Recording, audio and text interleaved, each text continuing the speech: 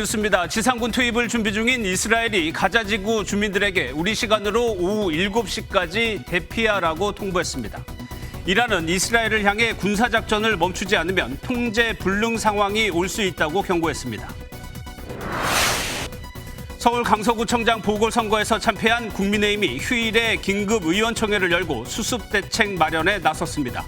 더불어민주당은 이재명 대표의 체력 회복이 더디다고 밝혔는데 이 대표 복귀 시점 등을 전망해봅니다. 고급 외제차로 일부러 사고를 내 보험금을 타낸 일당이 붙잡혔습니다. 의심을 살까봐 운전자를 번갈아가며 사고를 내는 등 치밀함을 보였는데 알고 보니 보험회사 직원이 주범이었습니다. 경북 구미의 한 대중 목욕탕에서 배수 작업을 하던 60대 아버지와 40대 아들이 감전돼 숨졌습니다. 충북 옥천의 한 농가 창고에서는 불이 나 60대 남성이 다쳤습니다. 정부와 여당이 의대 정원 확대를 위한 최종 조율에 나섰습니다. 윤석열 대통령이 조만간 정원 확대 규모를 발표할 예정인데 의사협회는 3년 만에 총파업을 예고하는 등 강력 반발했습니다.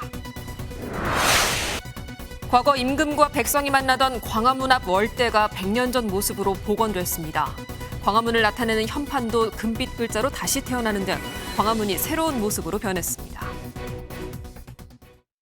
여러분 안녕하십니까. 이스라엘의 지상군 투입이 임박한 것으로 보입니다. 현지 시각으로 오늘 오후 1시, 우리 시간으론 조금 전인 오후 7시까지 가자지구 주민들에게 대피령을 또 한 번 내렸습니다. 이스라엘은 수만 명에 달하는 최대 규모의 병력을 가자지구에 투입할 것이란 전망이 나오고 있습니다. 첫 소식은 정태웅 기자가 보도합니다. 뉴욕타임스는 이스라엘이 지상전에 수만 명의 병력을 투입할 것이라고 보도했습니다. 과거 2006년 레바논 전쟁 이후 최대 규모의 침공이 될 것으로 예상됩니다. 팔레스타인으로부터 기습 침공을 당한 이스라엘군은 앞서 중요한 지상작전을 준비 중이라고 밝혔습니다. 군은 특히 팔레스타인 가자지구 중심 도시를 겨냥한 대규모 공격을 시사했습니다. אנחנו ממשיכים לדרבן את תושבי העיר עזה, רדו דרומה, סעו דרומה מעבר לנחל עזה, חב מאוד בעיר עזה בזמן הקרוב. 가자지구 외곽 부대를 찾은 네타냐후 이스라엘 총리 역시 직접 군인들을 격려하며 다가올 지상전을 암시했습니다. אתם ערוכים להמשך? אנחנו מאוד ערוכים. אתם ערוכים להמשך? המשך בדרך. 이스라엘은 레바논 무장정파 헤즈볼라를 향해 전투에 개입하지 말라고 반복해서 경고했습니다. 최초 기습을 주도했던 하마스의 지도부 제거가 목표라고 밝힌 이스라엘군은 앞서 하마스 사령관을 제거했다고 밝혔습니다. MBN 뉴스 정태웅입니다. 이스라엘과 하마스 전쟁이 확전 기로에 놓였습니다. 하마스의 배후로 지목됐던 이란이 결국 전쟁에 개입할 수 있다고 공개적으로 밝혔습니다. 이란은 중동 지역에 패권을 두고 무려 1000년 넘게 사우디아라비아와 대립해왔습니다. 이번 전쟁이 사우디와 이스라엘의 수교를 저지하려는 이란의 노림수였다면 전쟁이 시리아 등 제2전선으로 번질 수도 있는 상황입니다. 하마스 수장은 전쟁 후 처음으로 이란 외무장관을 만났습니다. 서남빛 기자가 보도합니다. 이란이 이스라엘 하마스 간 전쟁에 개입할 수 있다고 이스라엘에 공개적으로 경고했습니다. 로이터 통신에 따르면 미국 뉴욕 유엔 본부의 이란 대표부는 전쟁이 즉시 중단되지 않으면 상황이 통제불능 상태가 될 수 있다고 밝혔습니다. 미 정치 전문 매체 악시오스도 이스라엘이 팔레스타인 가자 지구에 대한 지상 공격을 강행하면 이란이 개입할 수밖에 없다는 뜻을 유엔을 통해 보냈다고 보도했습니다. جنایتکاران جنگی و حامیان آنها در منطقه هشدار می‌دهم که تا دیر نشده جنایات جنگی رژیم کودککش جعلی 이란의 이런 입장은 이스라엘이 지난 7일 팔레스타인 무장정파 하마스에 대한 보복을 선언하고 공습을 이어가던 중 나왔습니다. 하마스 측도 이란의 전쟁 지원을 요청한 것으로 알려졌습니다. 로이터 통신에 따르면 하마스 수장 이스마일 하니에는 아미르 압둘라히안 이란 외무장관과 만나 전쟁 상황을 논의했습니다. 만약 이란의 개입이 현실화하면 중동의 다른 국가들도 참전해 5차 중동 전쟁으로 번질 가능성을 배제할 수 없습니다. MBN 뉴스 서남빛입니다. 미국은 중동으로 전쟁이 확산하는 걸 막기 위해 총력을 다하고 있습니다. 항공모함을 추가로 지중해에 배치했고 국무장관은 중국에도 확전 방지에 역할을 해달라고 요청했습니다. 워싱턴에서 최중락 특파원입니다. 바이든 미국 대통령은 베냐민 네타냐후 이스라엘 총리, 마무드 아바스 팔레스타인 자치정부 수반과 각각 통화에 나섰습니다. 이스라엘에 변함없는 지지를 보냈고 팔레스타인에는 하마스가 주민의 자기결정권을 위하지 않는다고 강조했습니다. 블링컨 국무장관은 사우디아라비아와 아랍에미리트를 방문하는 등 중동 전쟁 확대를 막으려고 분주히 움직였습니다. 무엇보다 민간인 피해 확산을 막기 위한 노력에 공감대를 형성했습니다. Sufferer of this situation are civilians. Civilian populations on both sides are being affected. And to defending its people and to trying to assure that this never happens again, it is vitally important that all of us look out for civilians. 블링컨 장관은 왕이 중국 외교부 장과도 1시간 통화를 갖고 이스라엘과 하마스 전쟁의 확산 방지를 위한 역할을 요청했습니다. 중국도 계속해서 설득과 협상을 추진할 테니 미국이 정치적 해결에 나설 것과 유엔 안보리 역할 지원을 주문한 것으로 알려졌습니다. 오스틴 국방장관은 중동 지역의 두 번째 항공모함인 아이젠하워 전단을 배치하면서 이스라엘을 겨냥한 적대행위나 전쟁 확대를 억제하기 위한 노력이라고 설명했습니다. 미국의 외교활동은 이스라엘에 대한 지지와 함께 중동 국가들의 지지를 확보해 이란과 헤즈볼라 등의 개입을 막으려는 의도로 풀이됩니다. 미국 언론에서는 이스라엘이 지상군을 파견할 경우 전면전으로 확산될 경우에 대한 우려의 목소리도 제기되고 있습니다. 워싱턴에서 MBN 뉴스 최중락입니다. 이스라엘에 머물던 우리 국민 163명은 무사히 한국으로 돌아와 가족들을 만났습니다. 정부는 아직 이스라엘에 남아있는 우리 국민 역시 계속해서 지원할 계획입니다. 김태희 기자의 보도 보시고 전쟁 상황 뉴스 추적으로 이어가겠습니다. 어젯밤 서울 성남공항에 우리 공군 수송기 시그너스가 도착했습니다. 항공기 문이 열리고 승객들이 내려오자 마중 나온 가족들이 안도의 박수를 칩니다. 피곤한 기색이 역력하지만 가족을 껴안으며 기쁨을 나눕니다. 남아있는 항공편이 계속 취소되고 이래서 알 수는 없었는데 정부에서 이렇게 빨리 대응을 해주셔가지고 저희가 이렇게 안전하게 입국할 수 있어서 대단히 감사하고요.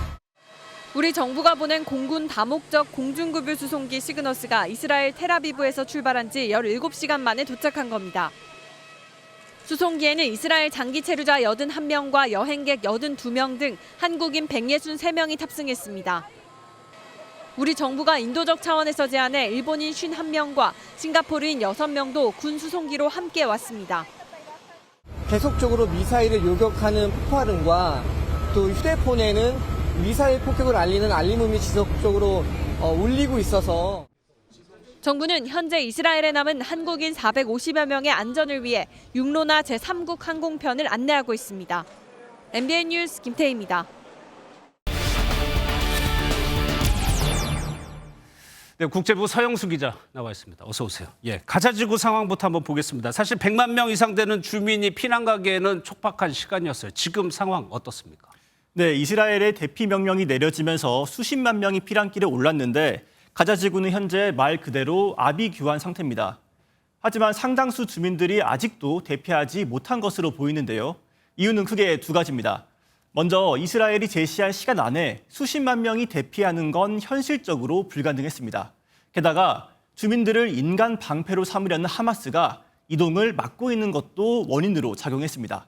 지금 상태에서 지상군이 투입되면 대규모 민간인 피해는 불가피해 보입니다. 예, 성 기자가 이제 지도를 이제 보여드릴 텐데 지금 주민들이 남쪽으로 이동을 하고 있다는 거잖아요. 그런데 가더라도 안심할 수 없다면서요?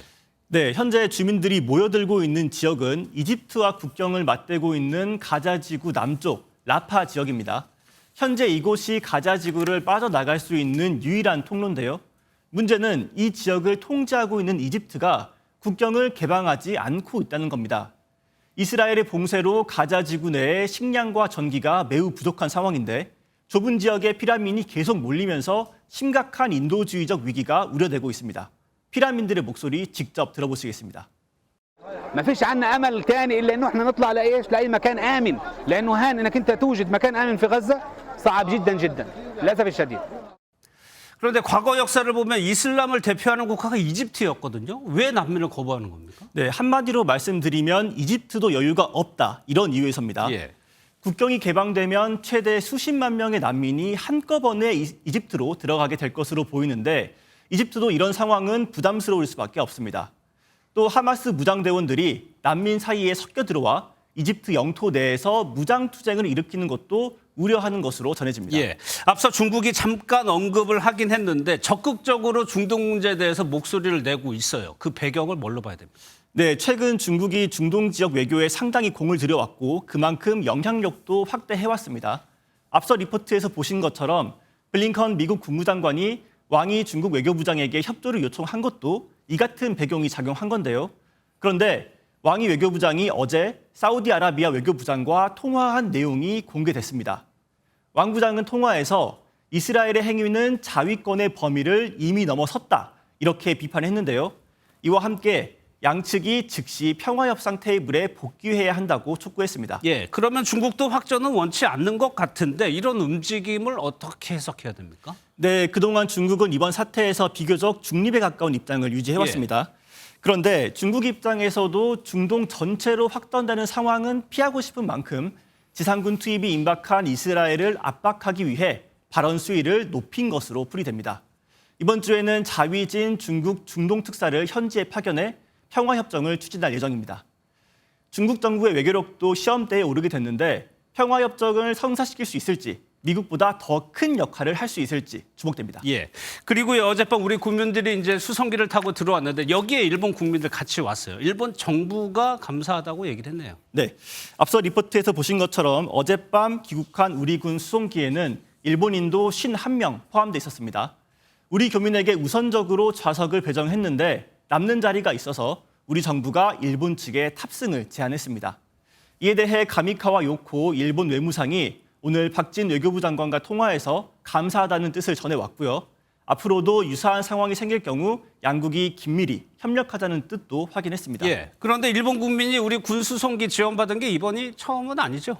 네, 지난 4월이었죠. 아프리카 수단에서 무력 분쟁이 발생해서 우리 정부가 교민을 구출하기 위해 프라미스 작전을 실시했습니다.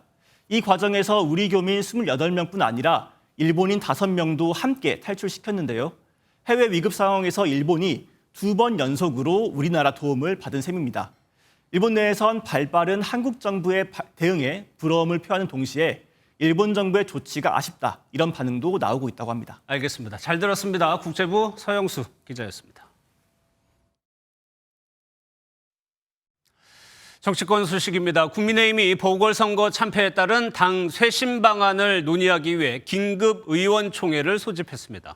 어제 임명직 당직자 총사퇴라는 수습책이 나왔지만 의총에서는 김기현 대표의 책임론을 두고 격론이 벌어졌습니다. 원중희 기자가 보도합니다. 의원총회는 무거운 분위기 속에 소집됐습니다.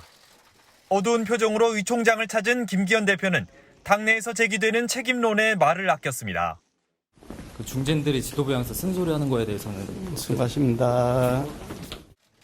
오후 4시부터 2시간 넘게 진행된 의총에서 선거 패배 이후 당 수습 방안에 대한 격론이 이어졌습니다.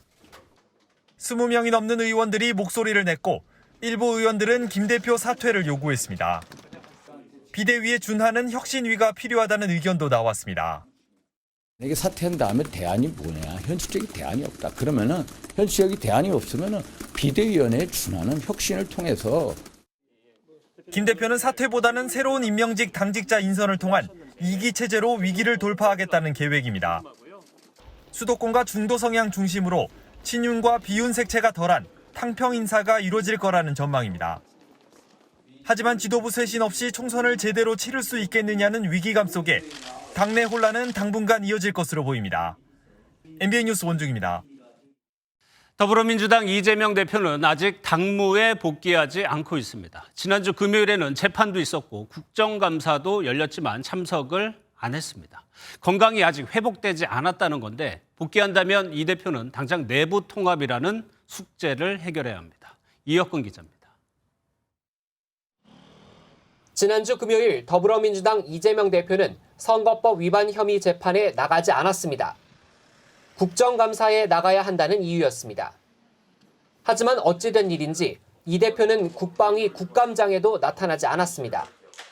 법원이 앞으로는 이 대표 출석 여부와 상관없이 재판을 진행하겠다고 경고하자 민주당은 이 대표가 단식 후 회복이 더디다고 설명했습니다. 체력 회복이 기대하는 것보다 늦어져서 지금 당무 그리고 의정활동 복귀가 좀 지체되고 있습니다. 오는 17일엔 이 대표의 대장동 재판이 열립니다. 재판부가 이날 8시간 반 동안 재판을 하겠다고 예고하면서 이 대표가 이 재판에 나가며 이후 자연스럽게 당무에도 복귀할 것이란 관측이 나옵니다. 앞서 이 대표가 우리 안의 작은 차이를 넘어 단합하자는 메시지를 던지면서 복귀하면 비명계 끌어안기에 나설 것이란 전망이 우세합니다. 하지만 비명계 한 의원은 시스템 공천을 비틀어서 장난을 칠지 안 칠지 지켜봐야 한다며 우려를 나타냈습니다. 재판과 당무, 국방위 국정감사까지 빼곡한 일정을 이재명 대표가 언제 어느 것부터 소화할지 관심이 쏠립니다. MBN 뉴스 이혁근입니다.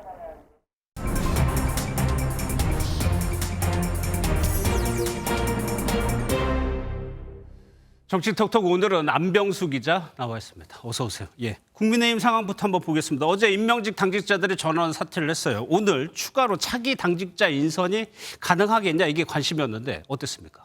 예, 오늘 새 당직자 인선의 윤곽이 드러날 것이다라는 관측도 나왔었는데요. 예. 일단 발표되지는 않았습니다.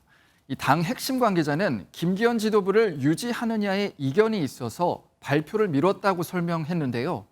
당내 비주류 의원들이 김 대표 체제를 먼저 혁신해야 한다면서 반박하고 있는 상황을 고려한 조치로 보입니다.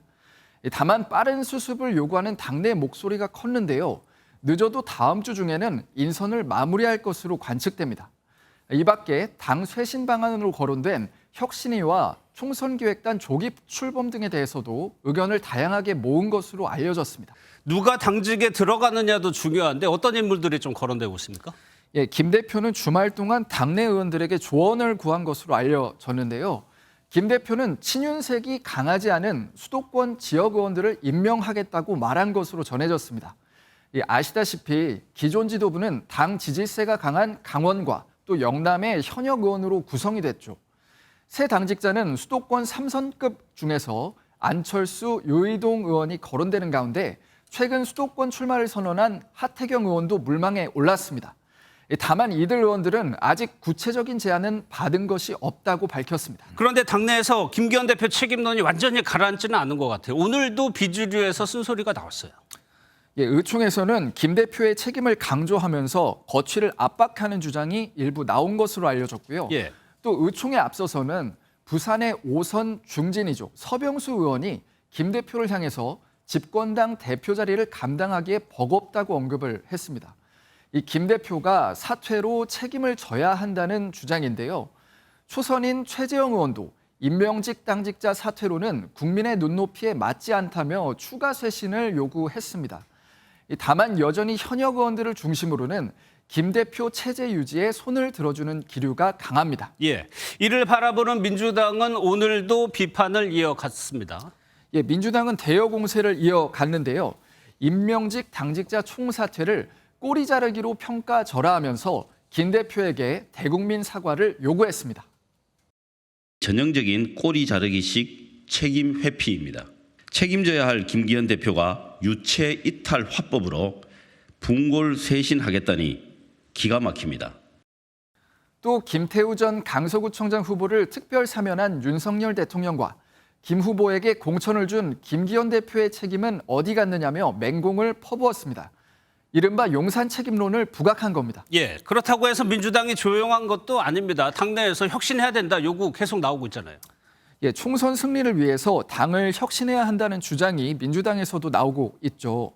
친명계 원외 조직을 중심으로 대의원제 축소와 공천 시 현역 의원 평가 기준을 강화하라는 요구가 큰 상황입니다. 비명계에서도 강서구청장 선거 승리로 총선 전망을 낙관해선 안 된다라는 우려가 나옵니다. 10번 이상의 산이 넘을 수도 있어야 될지도 모르거든요. 민주당 입장에서는 무너진 도덕성, 신뢰 이런 것들을 회복을 해야 되고요. 이재명 대표의 당무 복귀는 이번 주로 예상되는데요. 이 대표가 여당과의 혁신 경쟁에 불을 붙일지 지켜봐야 할 것 같습니다. 알겠습니다. 지금까지 정치부 안병수 기자였습니다. 뉴스 이어갑니다. 고급 외제차를 주차해 놓은 뒤에 렌터카로 고의 사고를 내서 보험금 9천만 원을 타는 일당이 붙잡혔습니다. 일당의 주범은 보험회사 직원이었고요. 여자친구까지 범행에 끌어들였습니다. 강세훈 기자입니다. 흰색 외제차가 주차장에 들어옵니다. 주차를 마친 운전자는 어디론가 사라지고 2분 뒤 회색 승용차가 들어오더니 넓은 주차칸을 놔두고 외제차 옆에 바짝댑니다. 그리고 다시 나가는 회색 차량, 외제차 앞쪽을 들이받습니다.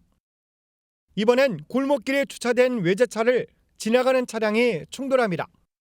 그런데 주차장과 골목길 사고 모두 피해 차량이 똑같습니다. 특정 국가 외제 차량이 8개월 동안 동일 수법의 사고가 6번 이상 발생한 것을 저희가 인지를 하고 경찰에 붙잡힌 보험 사기 일당은 모두 10명. 챙긴 금액은 9천만 원이 넘습니다. 가해 차량은 사고 시 운전자 부담금이 적은 렌터카를 이용했습니다. 보험 사기 일당은 골목길이나 한적한 주차장에 외제차를 주차해놓고 렌터카를 이용해 외제차를 들이받는 수법으로 범행을 저질렀습니다. 일당 가운데 주범은 보험회사 직원이었습니다. 의심을 피하려고 운전자를 번갈아가며 사고를 냈는데 여자친구까지 끌어들였습니다. 외제차는 부품비, 공임, 그 부품이 수입되는 동안에 렌트 비용, 그 점이 수천만 원에 상회하기 때문에 그 점을 악용한 경찰은 30대 김모 씨 등 10명을 검찰에 송치했습니다. MBN 뉴스 강세훈입니다. 목욕탕 감전 사고가 종종 일어나는데요. 이번에는 경북 구미의 대중목욕탕에서 60대 아버지 그리고 40대 아들이 청소 도중에 감전돼 숨지는 일이 있었습니다. 그리고 충북 옥천의 농가 창고에서 난 불로 60대 남성이 다쳤는데요. 김영현 기자가 전해드립니다.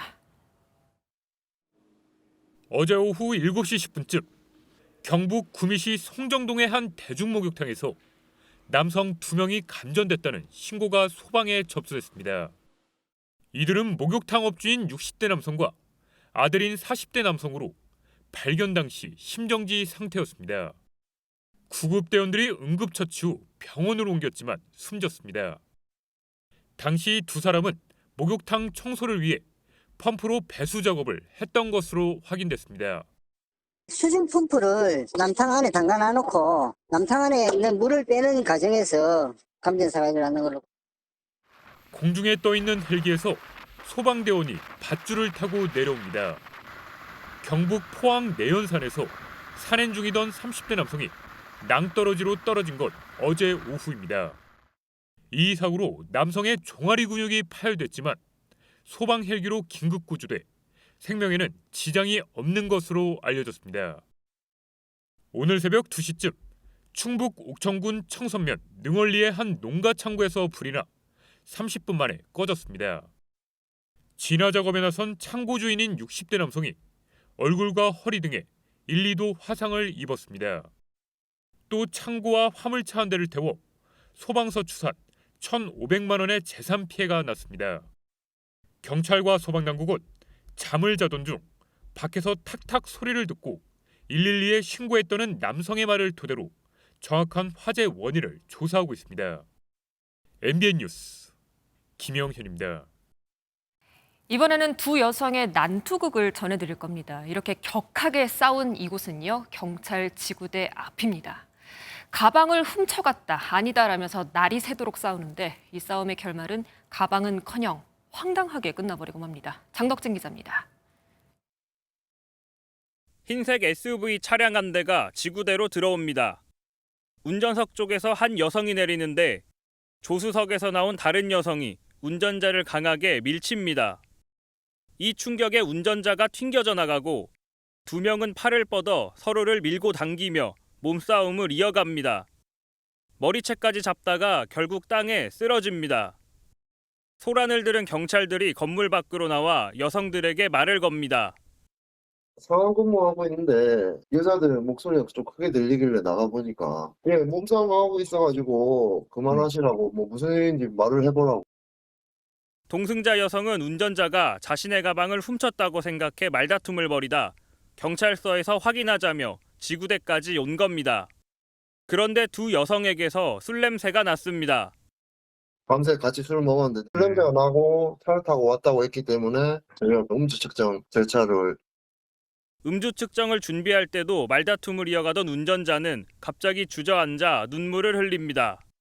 측정 결과 혈중 알코올 농도는 0.157%, 면허 취소 수준이었습니다. 결국 운전한 여성은 음주운전 혐의로 검거돼 검찰에 송치됐습니다. MBN 뉴스 장덕진입니다. 예정대로라면 오늘 저녁 대통령실과 정부 여당이 고위당정 협의회를 열고 의대 입학 정원 확대 방안을 최종 조율하려고 했습니다만 현재 국민의힘 의원총회가 길어지면서 회의를 열지 못하고 있습니다. 정원 확대 방안을 두고서 강력히 반발하고 있는 의료계는 3년 만에 총파업을 예고한 상황입니다. 김민수 기자입니다. 2020년 8월 한 달간 전국의 의사들은 의대 정원 증원에 반대하며 두 차례 총파업을 벌였습니다. 3,083명으로 동결되어 왔던 의대 정원을 2022년부터 4,000명으로 늘리겠다는 정부 방침에 맞서 집단 행동에 나섰습니다. 당시 정부와 의협은 코로나19가 안정화되면 논의를 이어가자는 내용의 구사 합의를 맺으면서 총파업도 멈췄습니다. 코로나가 안정화되면 합의에 따라 의정협의체가 성과 있게 운영되길 바랍니다. 허심탄회하게 대화하고 국회와도 협력하며 지혜를 모아나가길 기대합니다. 하지만 3년여 만에 다시 의대 정원을 1,000명 증원한다는 소식에 의료계 내부에선 강한 불만이 터져 나오고 있습니다. 정부와 여당이 구사 합의를 일방적으로 파기한 것이라며 강력한 대응을 예고했습니다. 이것을 정치적으로 이용된다고 느낄 때에는 이제 의료계에선 반발이 2020년도보다 더 극렬하게 나타날 것으로 보입니다. 대통령실과 정부, 여당 관계자들은 조만간 총리 공관에 모여 비공개 고위 당정 협의회를 개최합니다. 이 자리에서 최종 조율이 이뤄지고 윤석열 대통령은 오는 19일 정원 확대 규모와 일정, 방식 등을 직접 발표할 예정입니다. MBN 뉴스 김민수입니다. 코레일 자회사 직원들이 출퇴근길에 KTX를 타면서 무임승차를 한 정황이 포착됐습니다. 자진 신고를 유도했더니 71명이 손을 들었고요. 이를 제외한 다른 직원들을 더 들여다보니까 120명이 숨어 있었습니다. 이들 모두 철도경찰의 수사를 받게 됐습니다. 이교욱 기자입니다. 코레일 자회사 직원들이 승차권을 사지 않고 KTX를 이용한 정황이 드러났습니다. 국토부는 코레일 자회사인 코레일테크와 코레일네트워크스 직원 총 120명에 대해 무임승차 정황을 발견하고 철도경찰에 수사 의뢰했습니다. 대전에 본사를 둔 코레일테크 직원들이 서울 등 타 지역의 주거지로 출퇴근하면서 탑승권을 구매하지 않고 KTX 등 열차를 이용한 것으로 보입니다. 올해 초 전수조사를 벌였는데 자진 신고한 71명을 제외하고 교통비 지출 증빙을 하지 못한 직원들이 수사 의뢰 대상에 올랐습니다. 근데 나는 돈 내고 타는데 저 사람은 KTX 직원이니까 돈 안 내고 타도 된다. 그러면은 의료보험 공단 다니는 사람은 내가 의료보험 안 내고 의료 행위를 받아도 되나요? 코레일 본사의 경우 노사 합의에 따라 출퇴근 열차 무료 이용이 가능하고 직원 가족도 50% 할인이 되는데 자회사는 대상에서 제외돼 있습니다. 본사라 하더라도 매년 적자에 시달리는 회사 상황에 비춰 열차 무료 이용이 적절하느냐는 목소리가 나옵니다. MBN 뉴스 이교욱입니다. 그동안 소문만 무성했던 불법 공매도가 처음으로 적발됐습니다. 홍콩에 있는 글로벌 투자은행 두 곳이 국내 주식시장에서 수개월 동안 560억 원 규모의 불법 공매도를 한 것으로 드러났습니다. 최은미 기자입니다. 불법 공매도를 없애달라며 금융감독원 앞에 모인 개인 투자자들. 금융위원회와 금융감독원은 국민을 가난하게 만드는 불법 무차익 공매도를 척결하라! 이런 호소에도 그동안 소문만 무성했을 뿐 불법 공매도가 적발된 적은 없었습니다. 그런데 이번에 처음으로 금융감독원이 홍콩 소재 글로벌 투자은행 두 곳에서 560억 원 규모의 불법 공매도를 지속한 사실을 적발했습니다. A사는 2021년 9월부터 2022년 5월까지 카카오 등 101개 종목에 대해 400억 원 상당의 무차입 공매도를 주문했습니다. B사 역시 2021년 8월 호텔 신라 등 9개 종목에 대해 160억 원 상당의 무차입 공매도 주문을 제출한 것으로 확인됐습니다. 김정태 금감원 부원장보는 이들이 우리나라 제도에 대한 이해가 부족해서 이런 일을 벌였다고는 생각할 수 없다며 장기간 해왔다는 점에서 고의적인 불법 공매도로 인식하고 있다고 말했습니다. 이번에 적발된 두 개사에 제도 도입 이후 최대 규모의 과징금이 내려질 것이란 전망이 나오는 가운데 금융감독원은 다른 글로벌 투자은행에 대해서도 조사를 확대하겠다는 방침입니다. MBN 뉴스 최은미입니다. 서울 청계천 평화시장에 있는 전태일 열사 동상이 곧 교체될 것으로 보입니다. 이 동상을 만든 민중미술의 대가 이목상 작가가 강제추행으로 유죄 판결을 받으면서 임 작가의 공공작품들이 잇따라 철거되고 있습니다. 신동욱 기자입니다. 서울 청계천에 있는 전태일 열사 추모 동상입니다. 시민들은 사진을 찍거나 동상 옆에 적힌 소개글을 읽으며 전태일 열사를 추모합니다. 그런데 이 동상을 제작한 이목상 작가는 지난 8월 성범죄 혐의로 1심에서 유죄를 선고받았습니다. 임 씨가 1심에서 유죄를 선고받자 전태일 재단은 수기위원회를 구성해 동상 교체 여부를 논의했습니다. 위원회는 동상을 전태일 열사를 기리는 새 조형물로 교체해달라는 권고문을 재단 측에 전달했습니다. 개인적으로는 작가의 문제가 있으면은 작품을 교체하는 게 더 바람직한 방향이라고 생각을 합니다. 전태일 열사 53주기인 다음 달 13일까지 동상을 철거해야 한다는 의견도 나왔지만 아직 시기가 확정되지는 않았습니다. 다시 제작하려고 해도 제작 비용이 드는 거고 그래서 그런 절차에 대한 문제가 남아있기 때문에 서울시는 지난달 남산 기억의 터에 설치됐던 임 씨의 작품 위안부 피해자 추모 조형물을 철거한 바 있습니다. MBN 뉴스 심동욱입니다. 수도권 3기 신도시 중 가장 큰 곳이 6만 6천 가구의 남양주 왕숙 신도시입니다. 5년 만에 첫 삽을 뜨고 본격적인 부지 조성에 들어갔습니다. 분양은 내년으로 예정돼 있습니다. 김경기 기자가 현장을 다녀왔습니다. 한 업소용 냉장 설비 업체 사무실이 텅 비었고 이전을 알리는 안내문이 붙어 있습니다. 도로 주변 상점들도 대부분 문을 닫았습니다. 왕숙 신도시가 들어설 경기 남양주시 진건읍 일대로 3기 신도시로 발표된 지 5년 만에 드디어 철거를 앞두고 있습니다. 토지와 건축물, 시설 영업권 등의 보상 작업이 대부분 마무리됨에 따라 본격적인 부지 조성 공사에 들어가는 겁니다. 이번 첫 삽을 시작으로 내년 하반기 아파트 분양이 시작돼 2026년 말부터 입주에 들어갑니다. 1, 2지구를 합쳐 6만 6천 가구에 달하는데 다산과 별내, 진접 등과 어울려 수도권 동북부가 대규모 주거지로 변신하게 됩니다. 다만 GTX-B 등 교통망 지연으로 입주 초기엔 불편이 예상됩니다. 공공분양주택이 2만 5천 호가 들어서서 시세보다 20 내지 30% 이상 저렴한 가격에 정부는 주택 공급 위축 우려를 해소하기 위해 하남 교산과 고양 창릉 등 다른 3기 시도 모두 연내 착공한다는 방침입니다. MBN 뉴스 김경희입니다. 요즘 다시 전세 사기가 불거지고 있는데요. 피해자의 상당수가 오피스텔 세입자입니다. 그런데 오피스텔이 현행법상 준주택으로 분류돼서 피해자용 대출도 되지 않고요. 업무용 오피스텔에 입주한 경우에는 구제를 받을 길이 사실상 없다고 합니다. 박혜빈 기자입니다. 2년 전 오피스텔 계약을 맺은 A씨. 그런데 계약 당일 밤 집주인이 상환 능력이 없는 신용불량자로 바뀌면서 보증금을 돌려받지 못하게 됐습니다. 대출을 받아 경매로 나온 집을 사거나 새로운 집을 구하려고 했지만 오피스텔로는 전세 사기 피해자용 대출이 불가능했습니다.